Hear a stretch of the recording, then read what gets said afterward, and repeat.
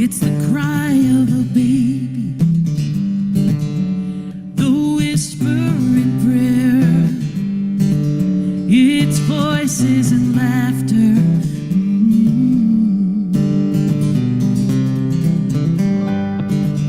It's the wind in the stillness and the spaces between.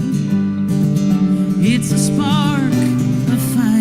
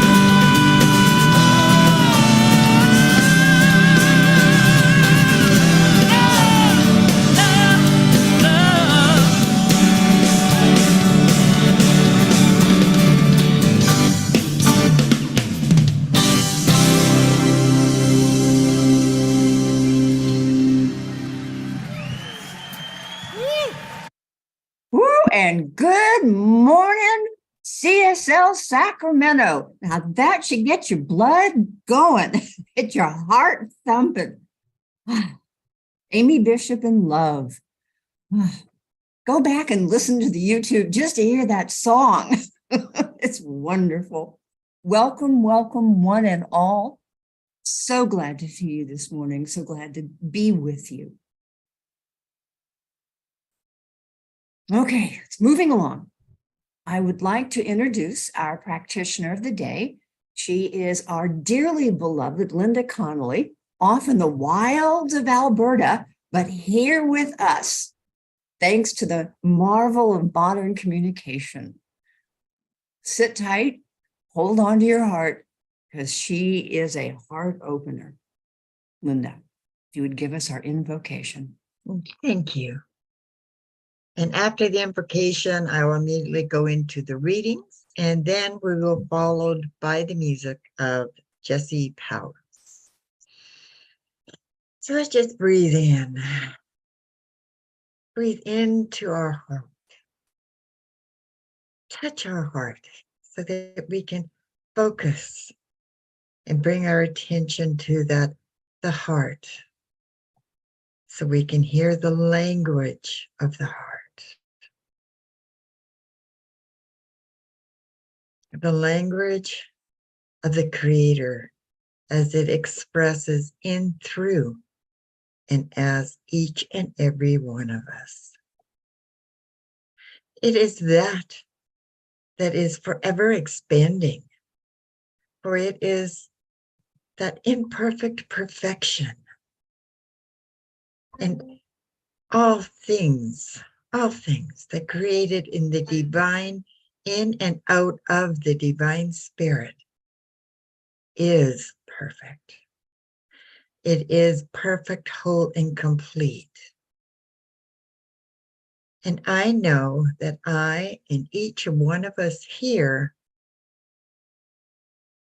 are in form to expand and express that beautiful individualized expression of the divine within each and every one of us, to gloriously express the truth of who we are, that gives us passion, that gets us up in the morning, that is uniquely us as the divine expressing. And I am so grateful and thankful for this knowing as I breathe and expand in through my heart and listen to my heart's language that I know will be reflected through the perfect message of Reverend Patricia VanWoerkom, that is fully expressed through the music of Jesse Powers, that is perfectly expressed through a production team that managed to put this all together every week.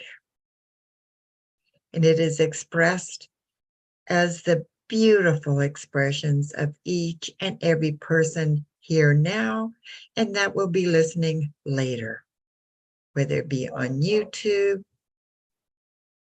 But that is what draws us here to these teachings, to explore and expand on that perfect expression of who we are, opening our heart, releasing all the barriers to being authentically who we are, knowing that each and every one of us adds value, that we are valuable, that we have value.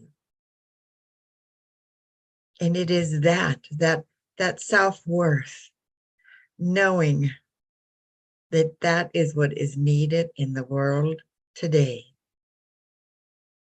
That loving, authentic expression, and knowing that our individualized expression is worthy.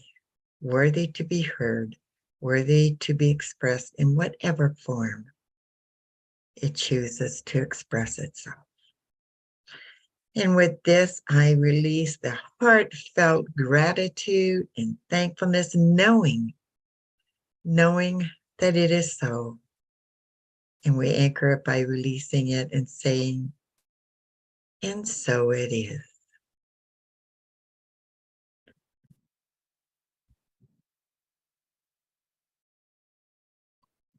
There is something within you beyond all doubt and fear, something which has never been limited by your acts or destroyed by your feeling. This is the only thing that can make you whole. Dr. Ernest Holmes.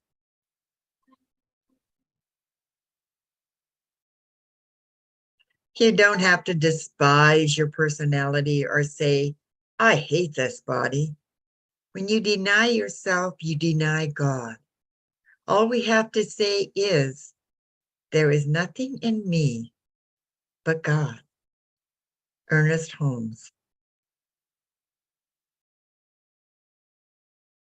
Shame needs three things to grow out of control in our lives: secrecy, silence, and judgment. We need to share our experiences. Shame loses power when it is spoken. Brene Brown. Now for Jesse Powers. So we're all gonna rise together. This is my song for those anxious days.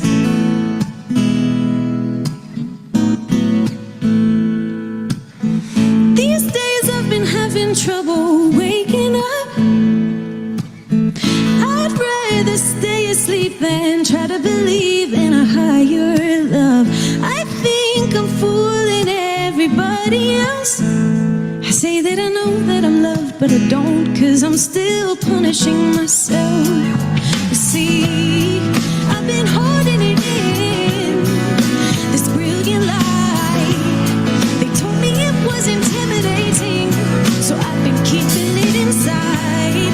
But when I woke up this morning, I realized that something this bright is destined to rise. So I gotta rise.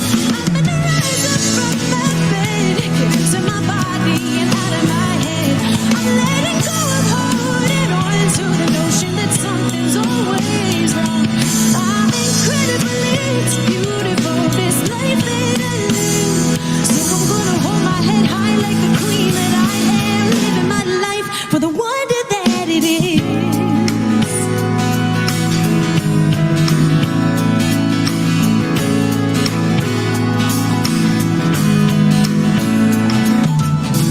These days I've been having trouble getting mine. Stuck still in a tiny bubble, just watching my life roll by. I get anxious, I'm afraid of everyone else. But to be honest, it just gets worse when I'm alone with myself. You see, I've been holding it back, this power inside. Too scared to act, so I live in my mind. But now I see power is in my nature. Just like day comes after night, naturally I gotta rise. I gotta rise. So I'm gonna rise up from my bed, get into my body and out of my head. I'm letting go of holding on to the notion that something's always wrong. I'm incredible, it's beautiful, this life that I live. So I'm gonna hold my head high like the queen that I am, living my life for the wonder that it is.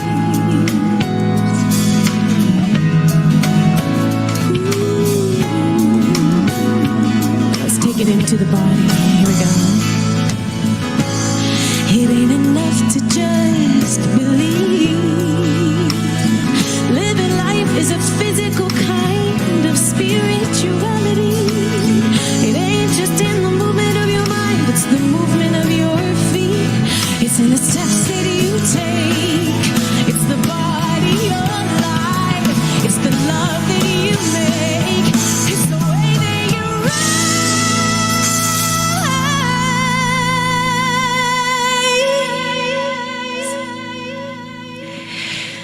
So I'm gonna rise up from my bed, get into my body and out of my head. I'm letting go of holding on to the notion that something is wrong. I'm gonna rise up from my bed, get into my body and out of my head. I'm letting go of holding on to the notion that something's always wrong. I'm incredible, it's beautiful, this life that I live.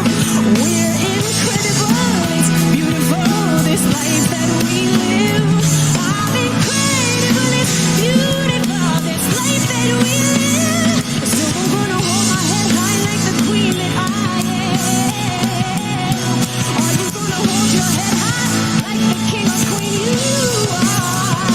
So I'm gonna hold my head high, hold my head high, hold my head high, hold my head high, hold my head high like the queen that I am, living my life for the wonder that it is.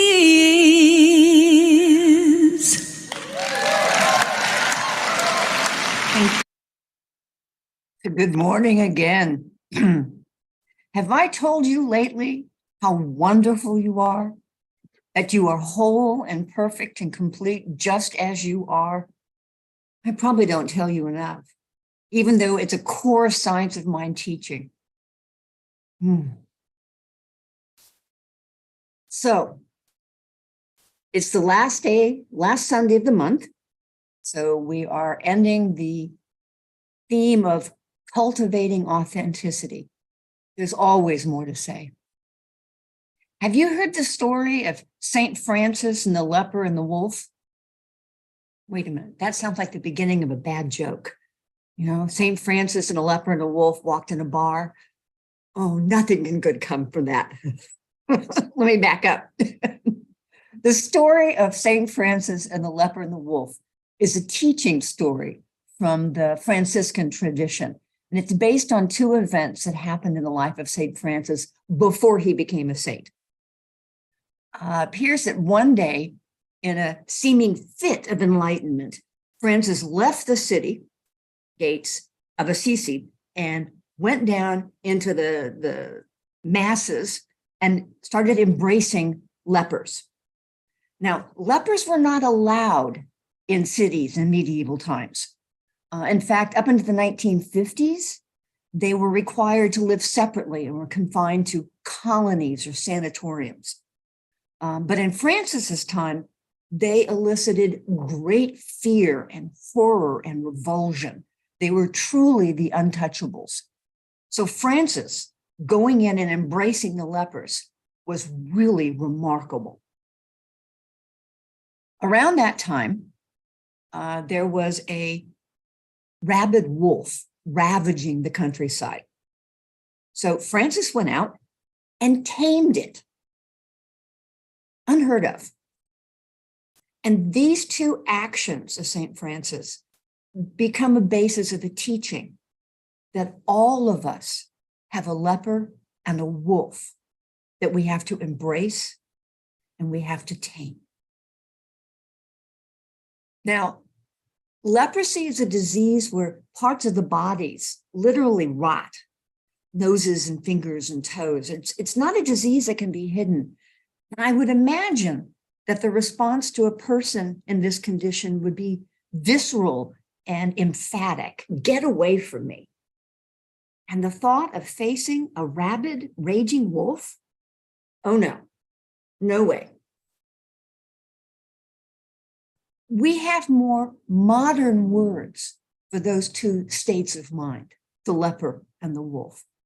But these old terms have a vitality and a power to them that's good to remember when we're staring them down in our own lives.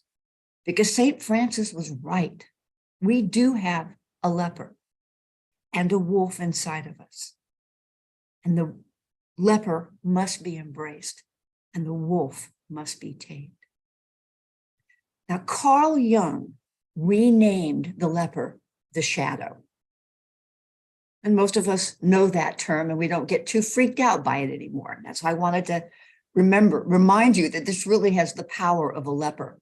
It's that part of us that we rejected and pushed outside of our awareness, outside of the city walls that we use to define ourselves.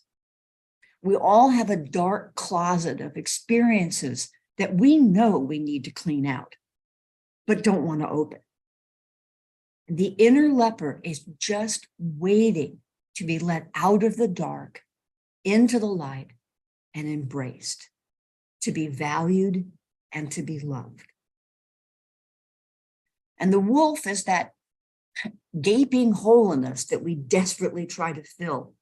We fill it with material possessions and success and relationships. And many of us move on into the addictions, sex, drugs, food, large and small, the addictions.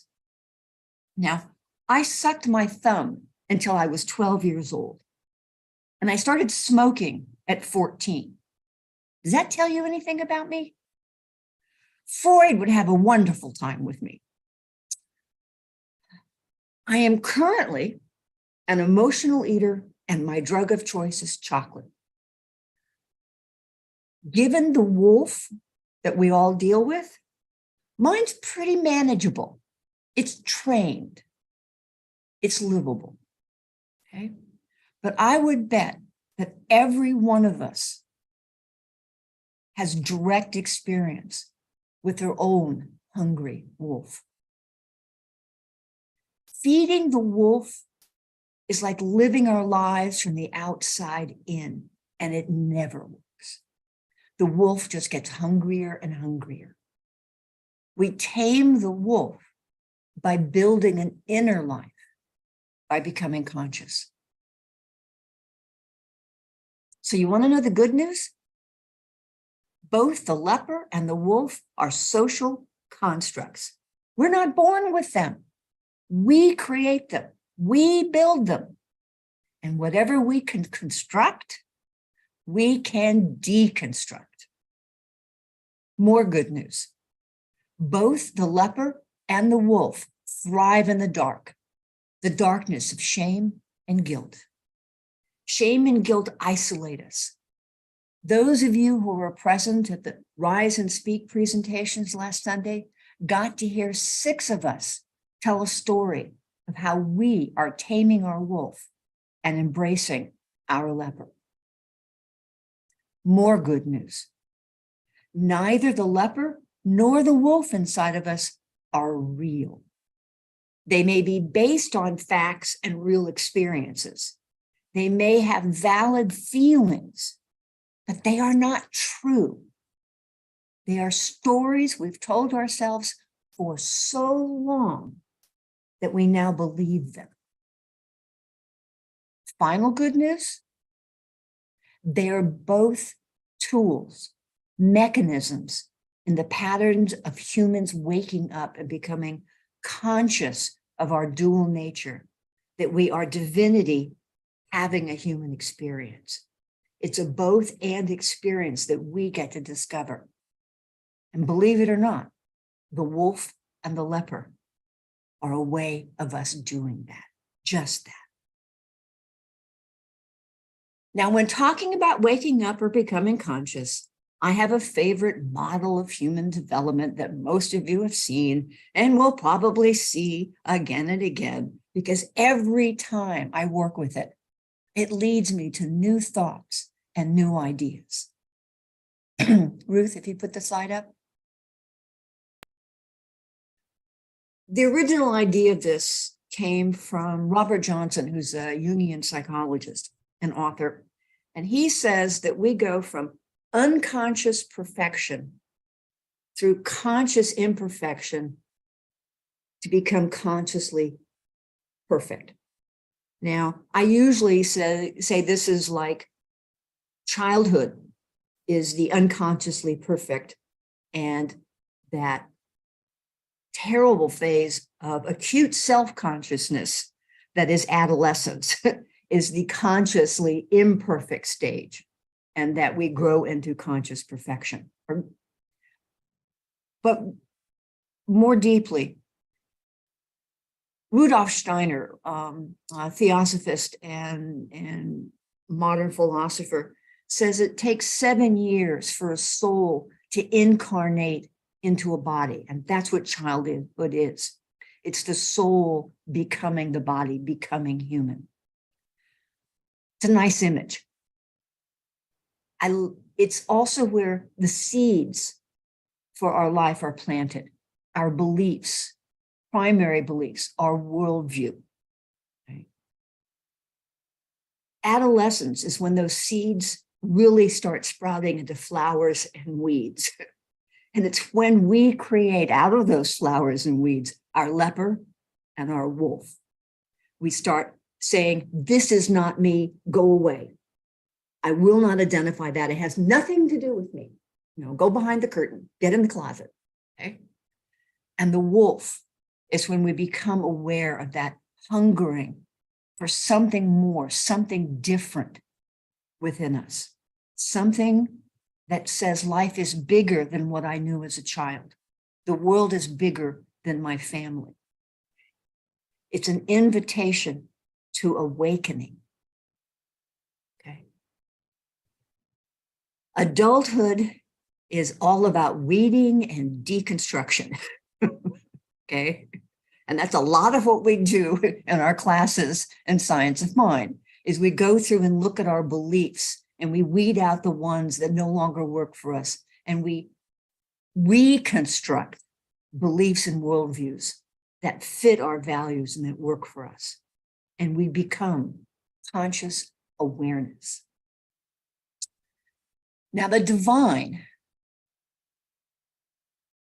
they can leave the slide up for a little bit longer, but not the next one. The divine is always conscious perfection. Conscious perfection and self-aware. The divine can never be consciously imperfect. It can never be less than whole. And it can never be less than aware of its wholeness. It's a singularity, source, God, the divine, spirit. It's a singularity, it's a wholeness, and it's all that is. I think that the divine created us, humans, to experience the developmental process, the journey from unconscious perfection to conscious awareness. And that road only goes through conscious imperfection.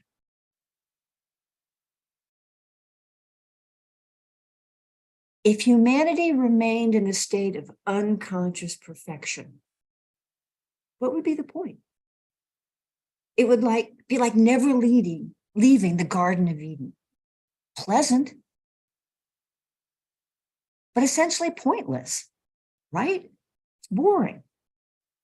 It's not creative. And life is at its essence creative. As humans, we are limited to a physical body located in time and space. We are created out of spirit, out of God, out of the divine, out of the source of all. However, we cannot experience all of it. We will never experience conscious perfection except in moments and fragments of enlightenment.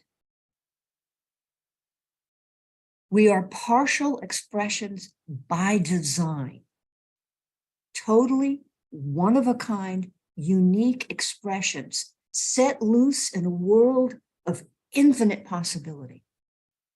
We're supported, but not compelled. We are always at choice to create and co-create our own reality and respond uniquely to life on Earth. And I believe that that developmental model is by design. We create our own personal and unique lepers and wolves, and then grow in awareness in order to embrace them and tame them in totally unique and individual ways on our journey of awakening to our own divinity. In this process of awakening, on this journey, we discover our strengths and our gifts.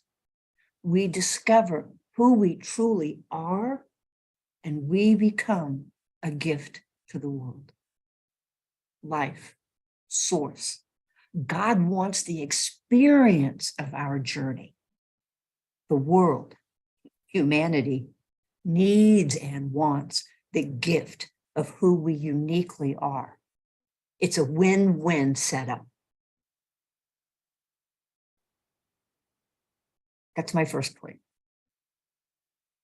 Second, I was taught that original sin, meaning the first place where we missed the mark, our original misunderstanding, is the belief that we are separate from God, that there is some distance between us and that which created us, and within which we are living. Like the proverbial fish in water, we swim in an infinite ocean of God, always surrounded and supported. Love that image. I got a new image this week that came to me from going through the developmental process, and it's the DNA molecule. Now we say closer than hands or feet, closer than the breath itself as the presence of the divine. What's closer than our own DNA? Ruth, the slide, please. I think it is a perfect metaphor. On one side of the ladder, we have our divine nature. On the other side, we have our humanity, and they curl amongst each other. And in between, we have the genes, the aspects of ourselves that are physically expressed as our totally unique traits and that physically link our two natures. There are an infinite number of combinations of genes and DNA. No two people are ever exactly alike. This is our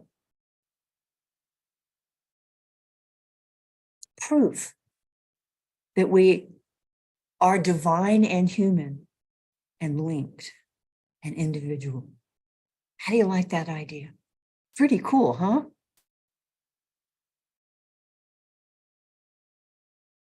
If our original sin or misunderstanding is that we are somehow separate from that which created us, then I think the second misunderstanding, the second sin, is that there was ever anything wrong with us.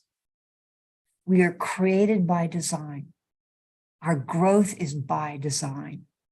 It's free will's there, okay? We have choice in a field of infinite possibility, but it's by design.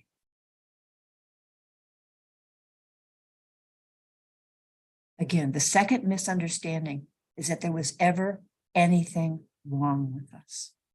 Shame is about who we are, our self-worth. Shame is the second sin. Human life is not the Olympics where we are judged on technique or style. There is no judgment.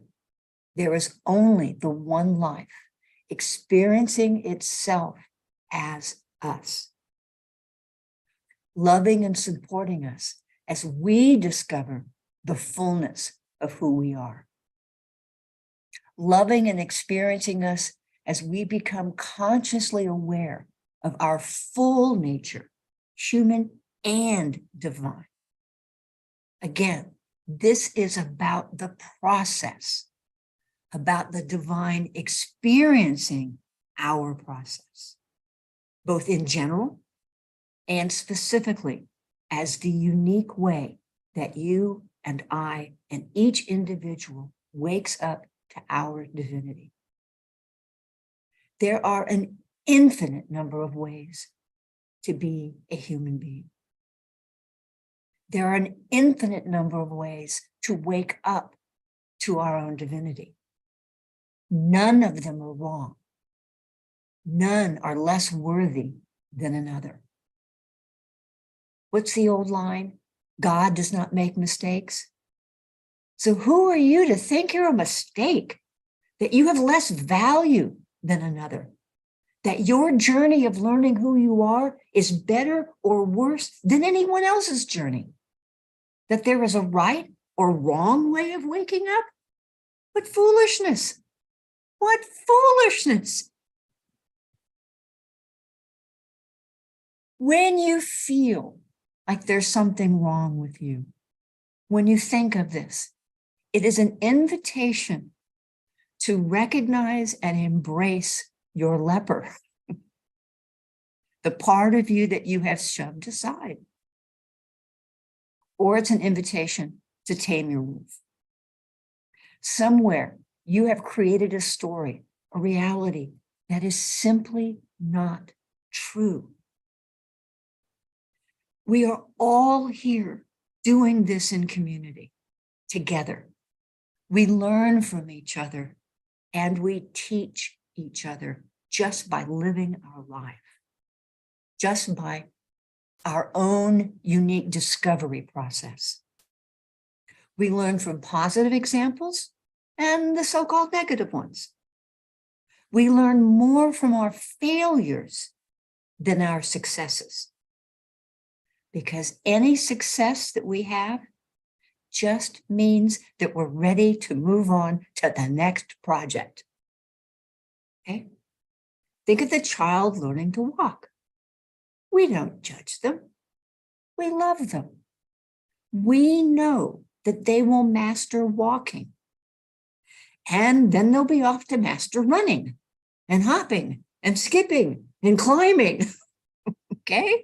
There's always another project. There's always another challenge. So know that you will master whatever it is that you are facing.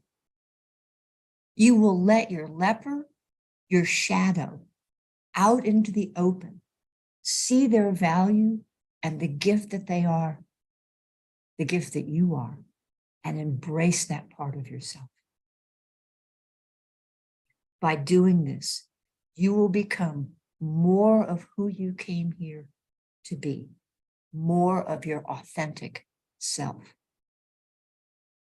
As you learn more about your divinity and experience it through your spiritual practices, that hunger inside will settle down because you'll be feeding it real food, substance, not empty calories and fantasies.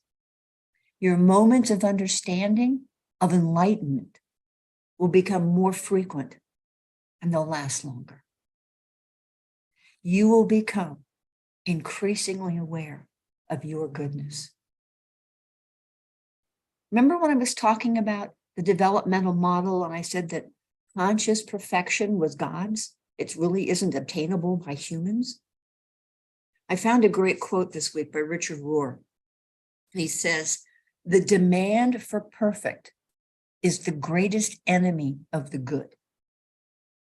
Perfection is a mathematical or divine concept. Goodness is a beautiful human concept that includes us all." End quote. Perfection is theoretical.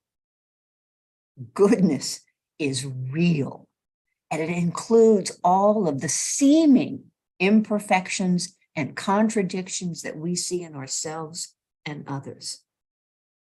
Goodness allows for process, for learning and growing. To live out loud, that's this year's theme, and I love it. It means for us to fully express who we are and who we have come here to be.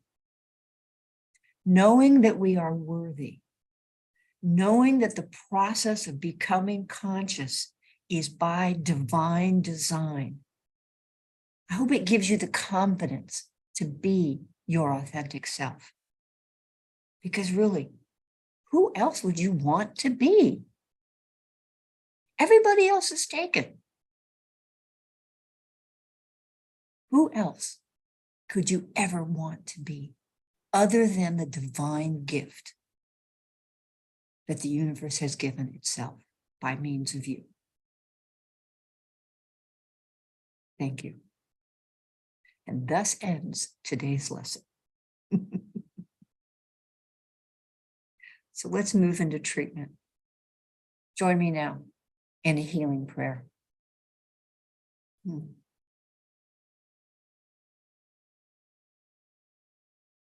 In this moment, there is only the one. There is only the power for good, the love that created all. And it is flowing through me because it is who I truly am. I am the movement of God in the world. I am the expression of spirit in the world. I am the creation of life, discovering all the wonder and beauty that exists. I am goodness living in a field of infinite possibility.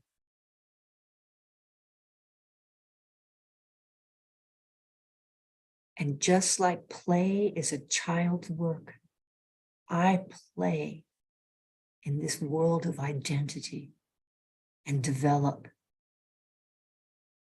and become more and more aware that I am divinely human and humanly divine. And as this awareness grows, I recognize the divine in everyone I see. I am always in relationship with the divine. And I recognize that glowing health in every cell of my body sings to the glory of human form, of health and vitality. And I see the richness and the diversity and variety of life that exists. And I am rich, I am abundant as all that richness flows through me and around me, as me. And as my source is, I am creative.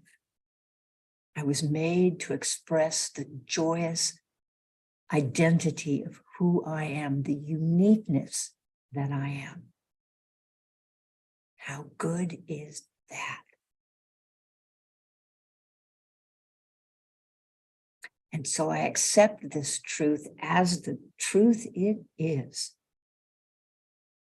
I open my heart and my mind and my arms and my hands to do the work of glory, the work of discovery, knowing that there is nothing but love and support. And for this, I give great thanks. And so it is. And now more music. 1, 2, 3, 4.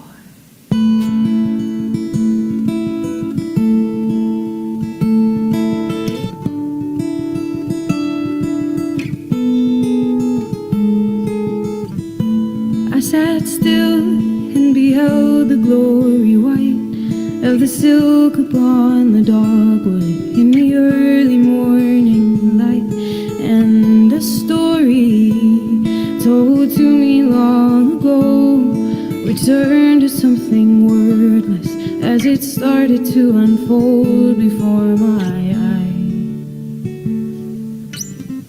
If you wait till all is right, till black folds to white, you will live like a blind one. And if you hold your gaze to the sky, you'll see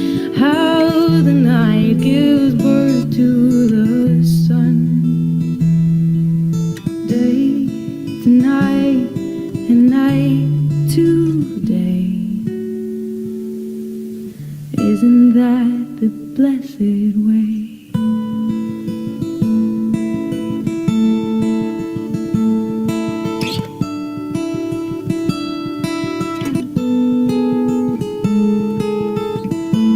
I lay still in the dark and fertile ground as my body turns to chaos, feeling all the life around. I am home, I'm at peace and I'm at rest, and it only took one lifetime to realize I'd never left. Ooh. If you wait till all is right, till black folds to white, you live like a blind one. And if you hold your gaze to the sky, you'll see how the night gives birth to the sun. Oh, day to night and night to day. Isn't that the blessed way?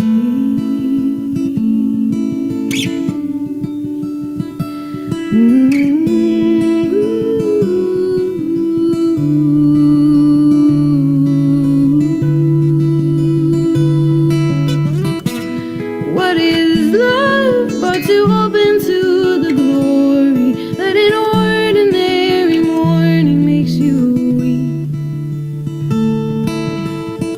What is faith but to smile as the leaves change, knowing they will return again in spring? All of life comes from decay. Oh, day to night and night to day.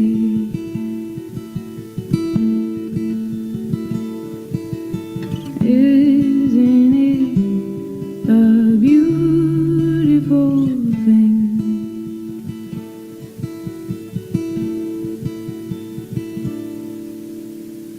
Oh, isn't that the blessed way?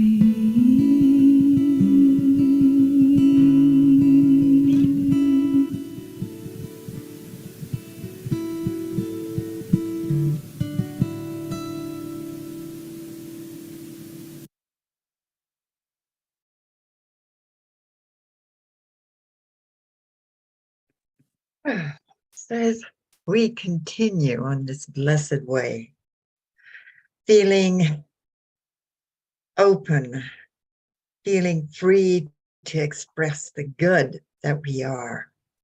We get to share all that goodness that we have. But this is our offering time. This is our sacred service of sharing all that is good that we have. So when we give, we activate and create and increase our own flow of good. For good attracts good.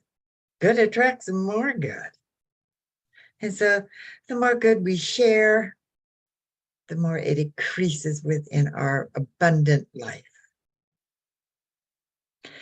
So there are many ways that you can give to support the Center for Sacramento Spiritual Living, to support our vision and our mission, mission, and our purpose.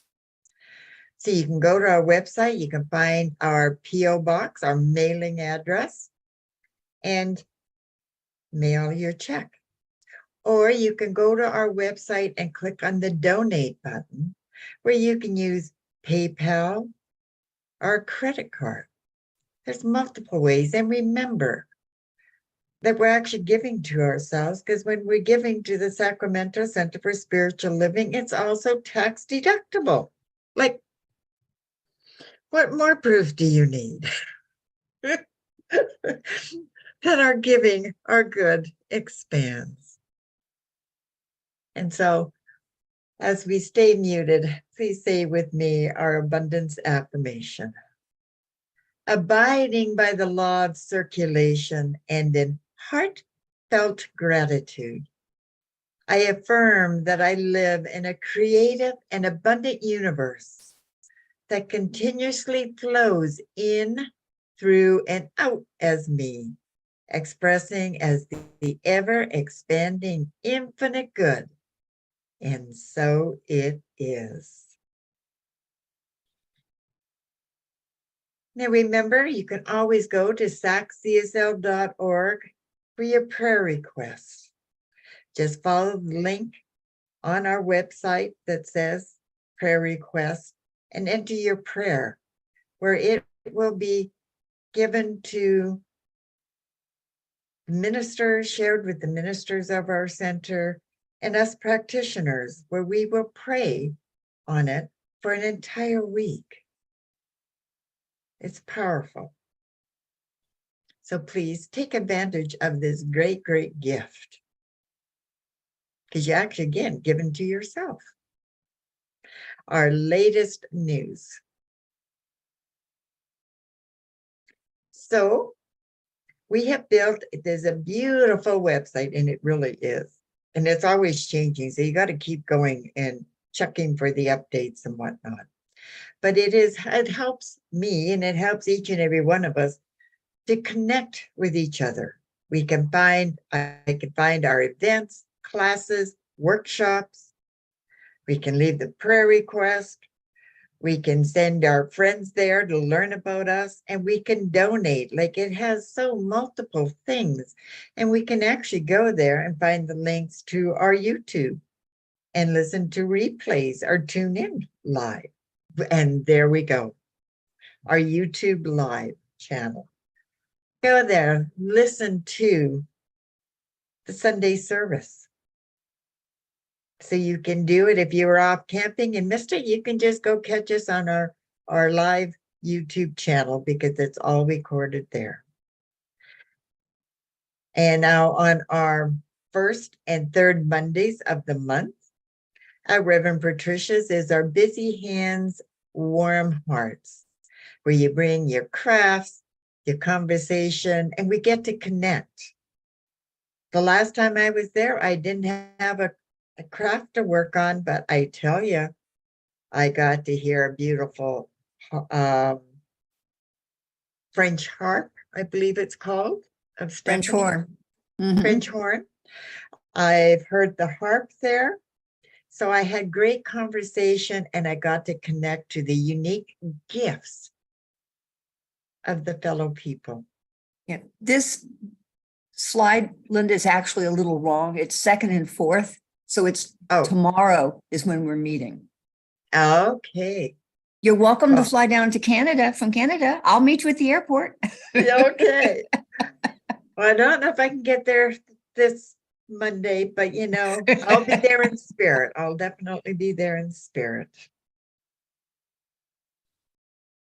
And so our gift to you this week is the affirmation of I am worthy. I am loved, and I am enough. Say that again. I am worthy. I am loved.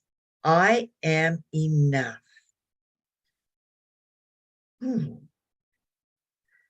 And so, knowing that we are loved, worthy, and enough,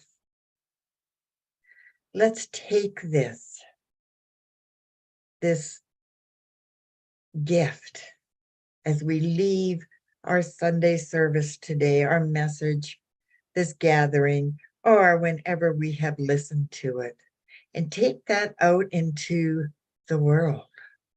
Express it, live out loud those imperfect perfections as we expand and breathe and learn more, as we follow a path that sometimes may wander, but it always leads us back to that expansion and that truth, that authentic expression of who we are. That releases all shame, that releases all doubt, and we embrace that leper, and we tame that wolf as we are the perfection of God expressing in, through, and as us. So go forth today, live out loud. And so it is. And please stay tuned for our closing song, and following will be our gathering online.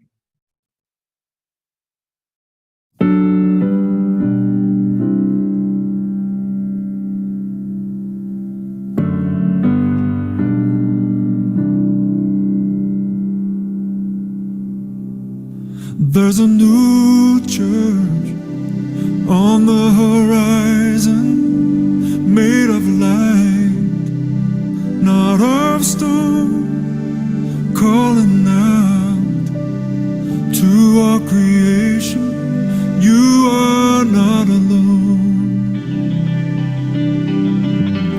Lions and lambs, saints and sinners, best of friends, enemies, woman and man, losers and winners, they are all in you and me.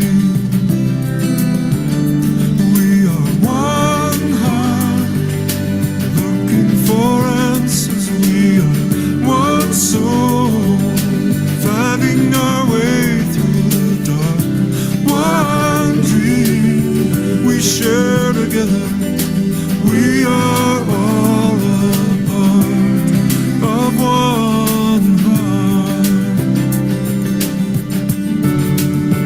Oh,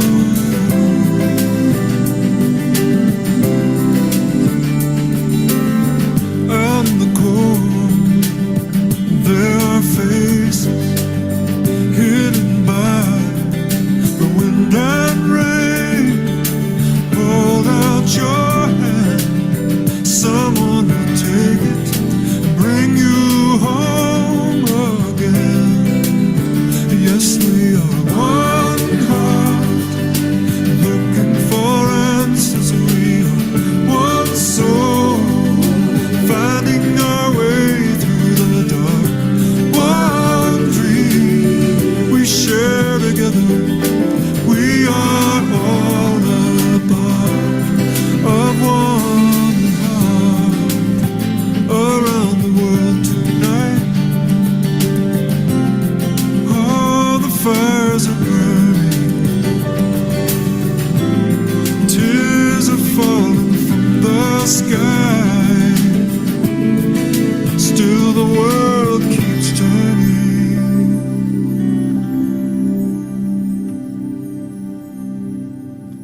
We are one heart, one soul, one dream we share together.